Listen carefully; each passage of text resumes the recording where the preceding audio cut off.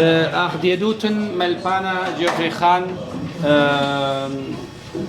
ملبانا قميرة وبليخة رابا على اللشانا وتشقيتا بس ليلة وقميرة بس بلشانا وتشقيتا اتلم خمل بانا رابا الدين من بيسوبة كامبريدج راجس بروفيسور لبسي أخيت يدين لشانا عتيقة هم لشانا خاتا ويد رابا لشانا شيماي من هذه السبب طالن خائي قرارا بيلي جوفري الميثال مثل بسيمة من دوغة لا مهتم إنجليزي اديو بول خاتو القامة طالن اديها تمخلف شنو من قال بيوما الدين طالن الدنيا شوالي ودوراشي بينات القوة وخمهي وخلشان دخيلة إلي هم جيفري خان شوتت منه أو طالب السيما. The role is yours, dear Geoffrey. Thank you. Okay, so that's it. Okay, well, first of all, I'd like to say I'm very happy I'm able to participate on Zoom. I'm very sorry I can't be at the conference to be with you in person. It's the middle of our teaching term here in Cambridge, so it's impossible for me to come. But I'm very sorry I went to miss the opportunity to meet so many of you. There are many friends of mine in the audience I haven't seen for a while, and I'd love to be there. But I hope you're enjoying the conference in Paris. So I'm going to talk in general about the work I've been doing over the last 20 or more, probably 30 years now, working on the documentation of the languages, the Assyrian dialects, and I'm going to first of all share my screen, if I can find it.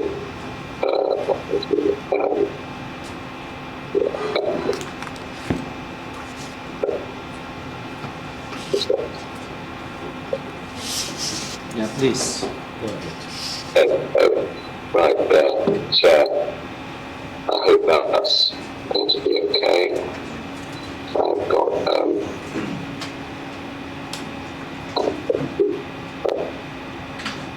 hoping now. So, can you see all that? Yeah, perfect. Okay, right. So I'm going to give you a general overview of the dialects spoken by Assyrian communities and the historical background based on work I've done over the years and that of my colleagues and students.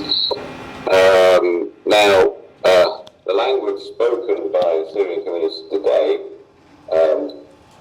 originates in northern Iraq, essentially, or the area in the ancient time was known as Assyria, as opposed to Babylonia. The origin is in, I call a family of languages known as Aramaic. Aramaic is a family of languages.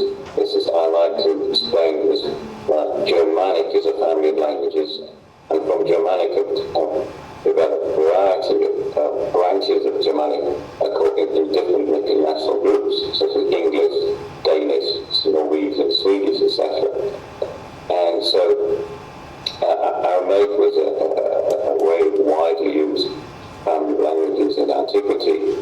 It was adopted as the official lingua franca of the Achaemenid Empire, the Empire of Cyrus the Great, from 550 to 330 BC, and it was used, it was spoken at that period across Syria, Mesopotamia, and it was used as an official language of administration. The Achaemenids right across the Achaemenid Empire, stretching all the way to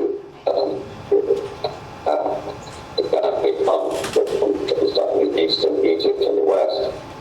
And we have historical records of Aramaic from those periods, from 1000 BC onwards, inscriptions, and from a variety of parts of the world, some as far here as Afghanistan, such as this document which was discovered in Afghanistan recently, which is part of the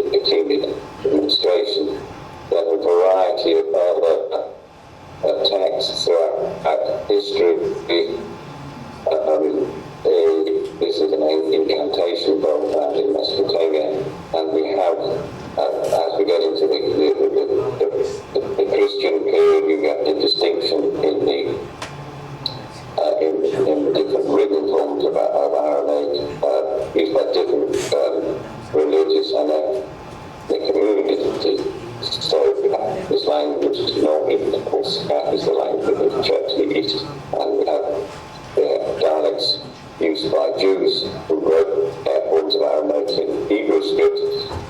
This is some of the example of Targums or translation of the Bible into Aramaic.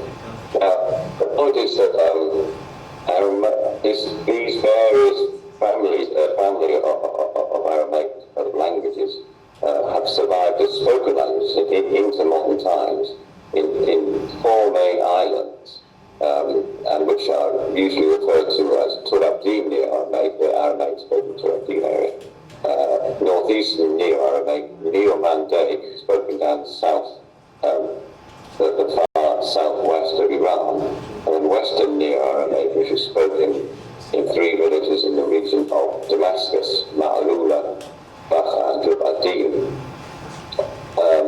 And here on the map you see the general location of these dialects. These subgroups. Nina is short for Northeastern Neo-Aramaic. Now, the point is that these are islands which have survived from apparently original language continuum in antiquity. But after the spread of Arabic with the rise of Islam, Aramaic was essentially flooded by the expansion of Arabic, and it only survived in a number of islands. And it's important to note that it survived in essentially non-Muslim minority communities. So Christians, Jews, Mandaeans essentially. And because it became one of the reasons it was preserved, because there was a real motivation to preserve it on account of its association with communal identity, and its important emblem of communal identity. Now, the Syrian people on the Syrian church to the east, the community of the Syrian church to the east speak forms of Nina, but in Nina there are a variety of other forms of Neo-Aramaic spoken by other communities, some by Chaldeans, but also there's a group of dialects spoken by Jews.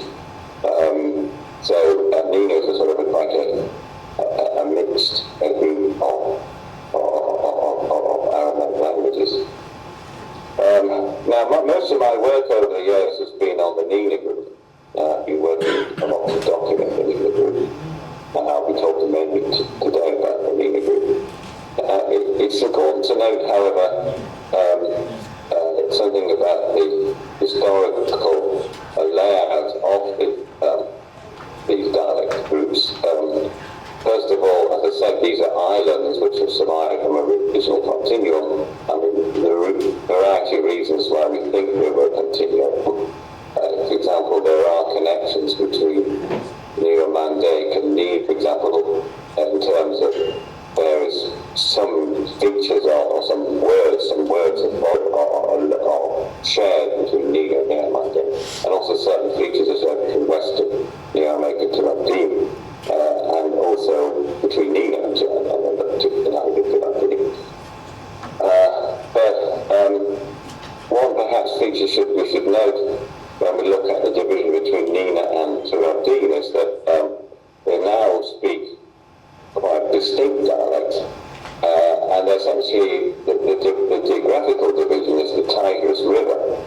And in more recent history, the Tigris River was not a political boundary, and is now not a political boundary in Turkey, but it's also, so the Ottoman period wasn't a political boundary, but if you go back further in history, it was a political boundary between Eastern Roman and Persian empires. And also it was a boundary between the Syrian Orthodox Church of Turabdim and the Church to the east of the ex-Sasanian lands in the Sasanian period. So this division between the Turabdim group of dialects and the Nina dialects does have this association with historical boundaries. So this is an interesting way in which you can see how history can leave its mark in the distribution of dialects. Now, Nina, as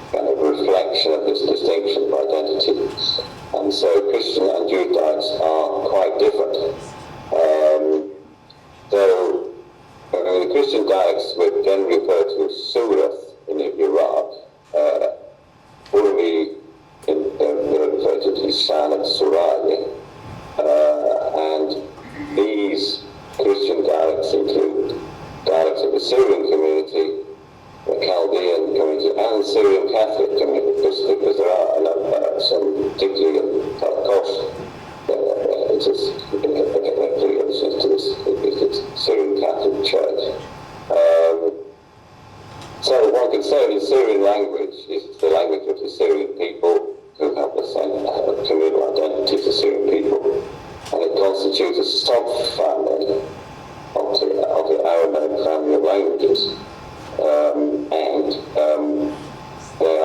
the Assyrian dialects are most closely related to Surah spoken by Chaldeans and by the Syrian Catholic communities of the Mosul Plain. But they're also very closely related to the Jewish dialects of Aramaic of Iraq and Iran. And then the next closest relative is the language spoken by Christian communities of Iraq.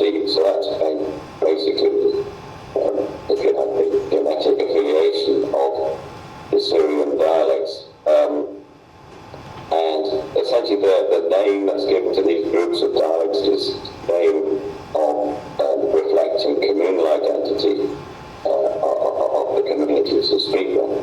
Now here, just to give you a quick overview of some of the flavour of how communal dialects can differ according to religious community. You see a distinction between, say, a dialect spoken in Suleymaniya by the Jewish community, this is J, and a dialect spoken in Suleymaniya by the Christians. Now, Suleymaniya, of course, is in northeastern Iraq. You see quite a considerable difference in all levels of the language, phonology, morphology, and the syntax. So I won't go through all of these, just briefly to say that the word for house in Suleymaniya is Bersa. Now, of course, many of you have been used to saying Beta or Bertha, but its historical form is Baitha. But it becomes an S among the Christians in Suleymaniya, but the Jews, it becomes an L and say Bela. And similarly, Ida, hand, is word for hand, but the Jews would say Ila. And there's a considerable number of other differences throughout the grammar of those two dialects. So here is a map showing the general area where the Ninive dialects are spoken. Now I'm using the past tense because, of course, because over the last 100 years, or more, essentially since 1915, there's been a major disruption of the major displacement of speaking peoples, and of course this affected the Syrian communities in particular in the Akkadi area. But this historically, I'd say until the beginning of the 20th century, this was the general distribution of Ninive, essentially across the east of the Tigris, southeastern Turkey, northern Iraq, and western Iran.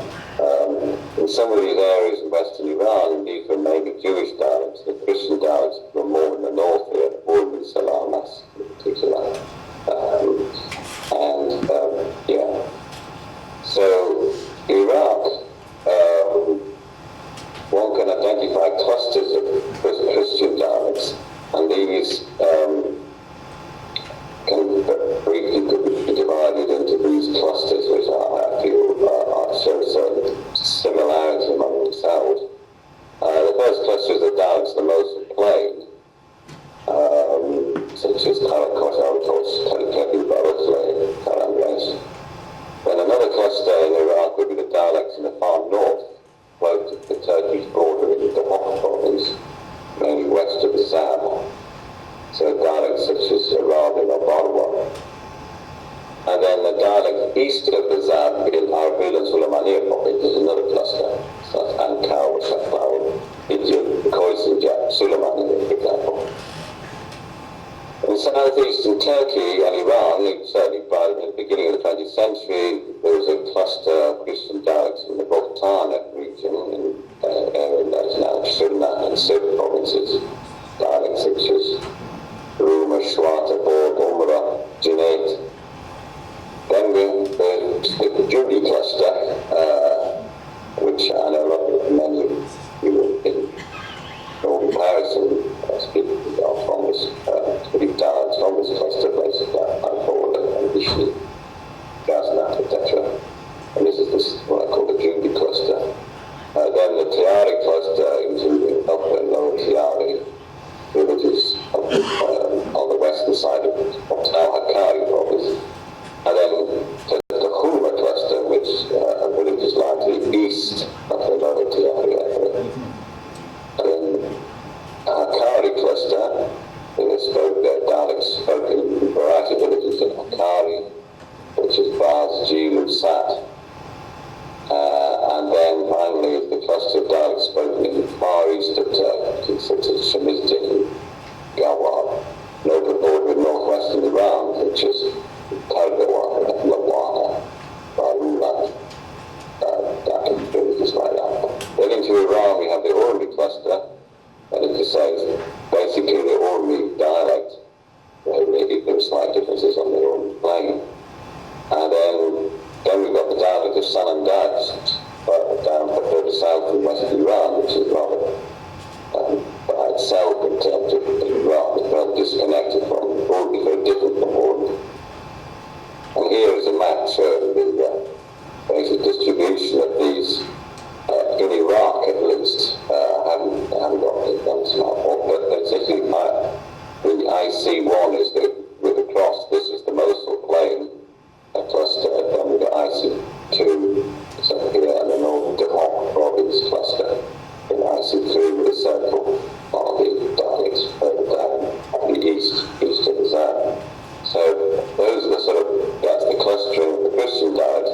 Jewish dialects are clustered in a bit more, two large groups essentially, more which are essentially groups of dialects spoken east of the Zab River, known as Trans-Zab, and those spoken to the west of the Zab River, known as the Shana David. This is how they say our language in this group of Jewish dialects. So here the summary of these various different clusters, but what I want to indicate here is the issue of the fact that all of these Aramaic speakers were also speaking other languages, the vast majority were, and in the Jewish Nina, those who spoke Shana would have been speaking in addition to Northern Kurdish. And the Trans-Zab Nina dialects would be speaking a form of Central Kurdish known as Surani. Then the various Christian subgroups in Iraq, for example, we're talking certainly in the 20th century, the Iraqi, those in the Mosul plain would be speaking Arabic, as well as language, and those further north in the Hawk province would be speaking Northern Kurdish or Kurmandic, and those speaking further to the east in the Beers and Romania provinces would be speaking a form of Central Kurdish. Now, within the Christian dialects, there's some degree of linguistic alignment corresponding to the ecclesiastic affiliation of communities. So, one can see certain clusterings, as well as based on geography, also based on church affiliation. So, Assyrian churches, the dialects opened communities on the Assyrian churches.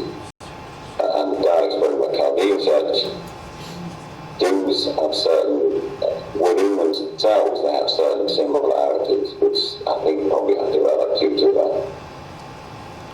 similar church affiliation.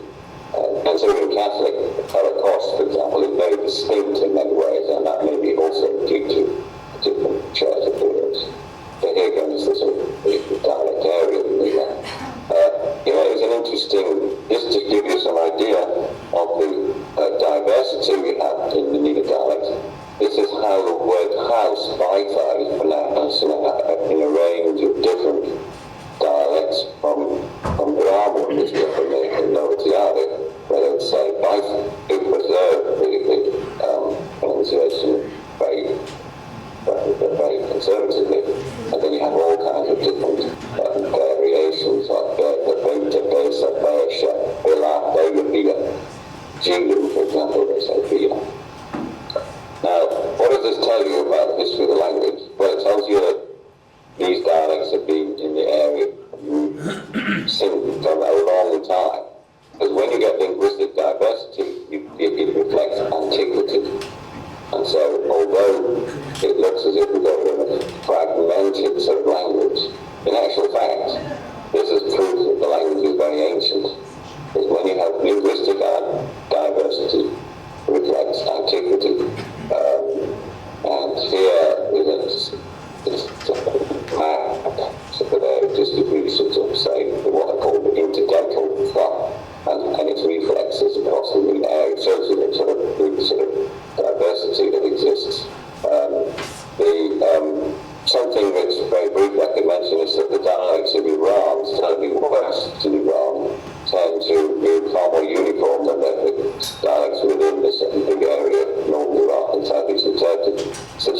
certainly this area of Iran, the dialect spoken there was due to relatively recent migration, so if you like the homeland of Nina, the main heartland is here in northern Iraq and southeastern Turkey, of course, the division between Turkey and Iraq in an artificial division of modern times, so. And if you get into the Hakkari region, there's just an incredible number of villages, many dialects, and so I'm just giving you this very briefly showing the sort of diversity in the new dialects. Even on the Urban Plain, there were scores of villages before the First World War inhabited by Assyrian communities, and there were tiny differences between certainly there was more to play, more to stand. I hope in Salamis there were quite different. We managed between Salamis and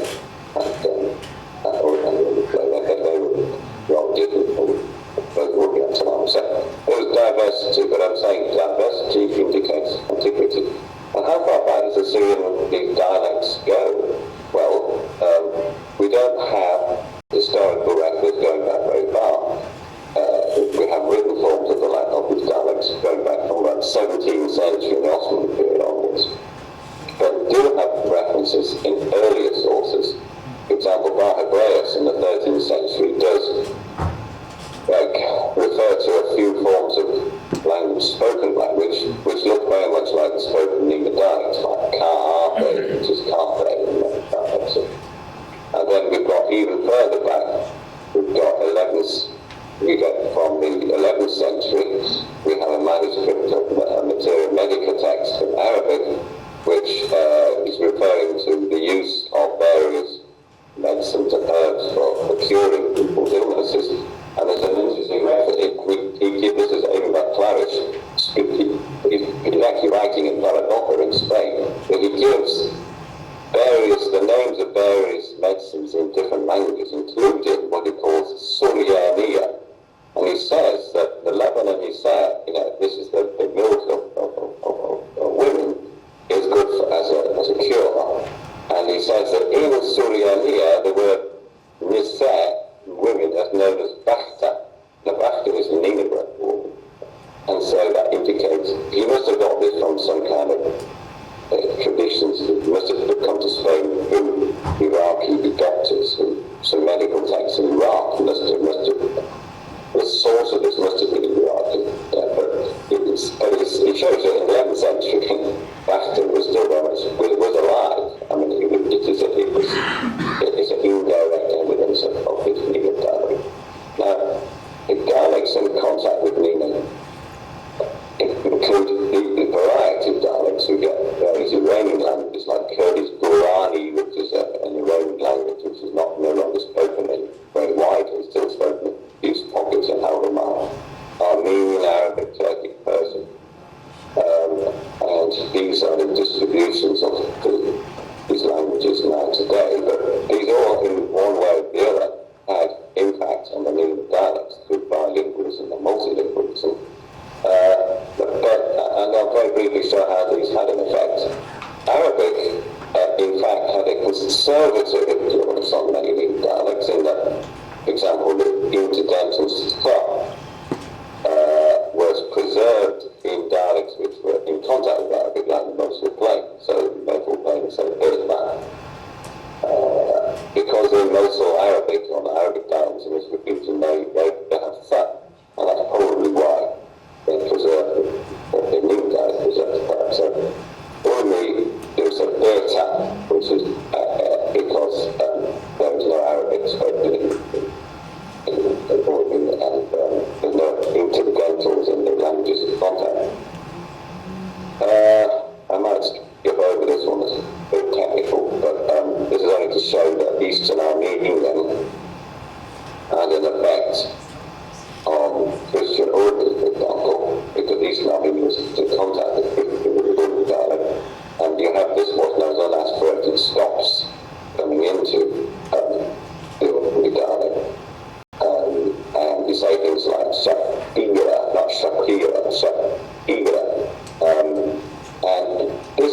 used as a sort of like device to express what I call sound symbolism. They exploited this contact to actually enrich the language. So they use these stops in particular to express endearment or small size, like Hilda is an eyelash, which is an unaspirated stop. Unaspirated means you don't have any flow of air after you pronounce the T, you have to tilpate it. Hilda. Now, Christian dialect warming, the unaspirated stops with somehow due to convergence with Eastern Armenian. Jewish Ormi, the Jewish community in Ormi, do not have unaspirated stops. And this indicates that the Jews of Ormi migrated from the south, whereas the Christians of Ormi migrated from the north. So through comparing the languages, the dialects, you can get an insight into the historical migration of the community. So we know the Assyrian Christian communities would have come from the north, they would not come from the south. The Jews would come from somewhere down here, probably around this dialect, or the Christian, all that is we can deduce from looking at the dialect. Now, important about contact is that the Ninive dialects reflect different historical layers of contact. So, central in the Arabian Solomania provinces, the dialects are now in contact with Sorani, that is to say, in central Kurdish. But historically, they're in contact with another Iranian language known as Durrani, which is now contracted, is only small pockets in Alman, but originally it was far more widely spoken. In the Urmi region, now the Syrian communities are in close contact with Turkic, Azeri, Turkic. But earlier in history, they were in more intense contact with Kurdish. And for reasons, there are a variety of ways that this is reflected. But if you go back even further, there's evidence that at some point in the history of these new dialects, these dialects were in contact with spoken Akkadian of the ancient Syrians. And so, and this, when Akkadian ceased to be spoken, it would be placed as the sort of language of contact by Iranian languages. But how do we know that it was in the new dialects in contact with Akkadian? Because we have various words in the dialects which are from Akkadian, and most of these don't occur in classical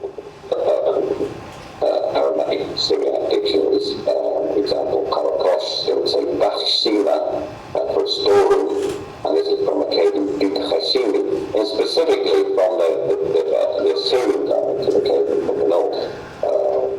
And we have some other like Bila, they say Bandor, which seems to be from Arbulu. Now, this must reflect the fact that these dialects have a very, very deep historical depth, that they can go all the way back to a period when they were being spoken together with Akkadian in the Neo-Assyrian period at least. So within these dialects of evidence of antiquity, we have diversity, and we have these ancient words in the dialect. In Barwa, for example, you'd say Mishara, which is a place, paddy field for growing rice. And this is a Akkadian word, but just preserved by the farmers in Barwa and some other places in the region. I'll skip over that, I think. Now, in terms of convergence with languages in contact in say, the more modern times, the Nina dialects, the Jewish Nina dialects have generally converged more with language in contact than Christian dialects. And this is because the Jews were essentially had more interaction in the markets. They were merchants and had close interactions with the Iranian-speaking population through their professional traders. Whereas Christians were typically agriculturalists living in villages, so they were not so, if you like, not so intensely in contact with very speaking people.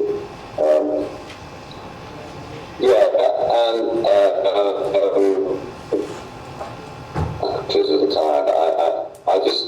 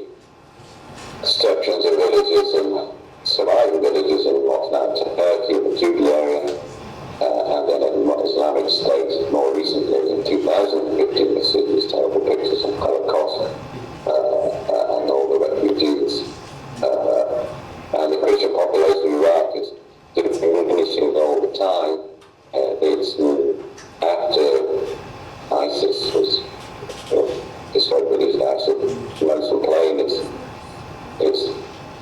one figure I've seen is 250,000. It's probably been reduced since. I mean, it's probably less than that now.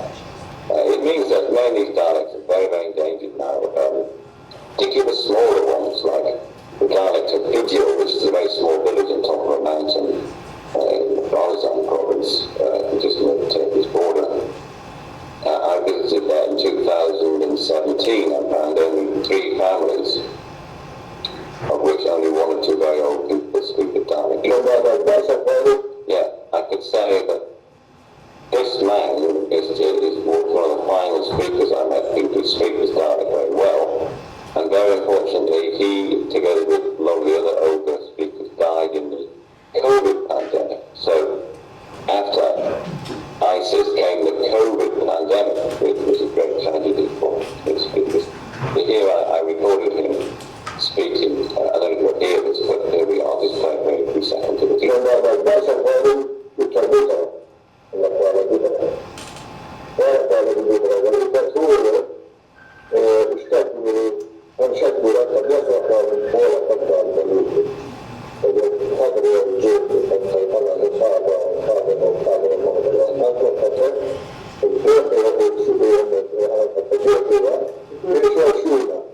Okay, I mean, so that is just a great clip of dialogue, just probably explaining that. So I'm just finishing now, showing that the important thing to do is to document these dialects, and this is me, in my documentation work, and I encourage my students to work on it. I've also been training over the years, several I've held various workshops, particularly in northern Iran, training young Assyrians and Chaldeans to learn how to document their own language. And this is very important. And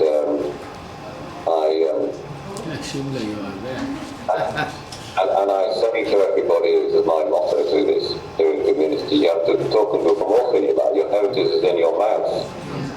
That is why it's important to document it. Okay, well, thanks very much. I'll stop there. I'm sorry if I've gone over too much. Thank you very much. Thank you very much.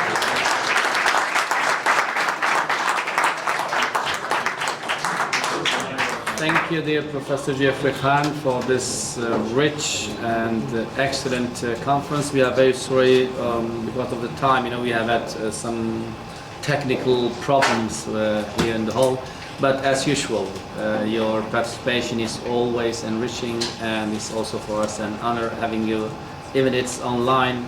I'm very sorry that you couldn't make it this year, but next year you have to promise that you will come. So, thank you again, and how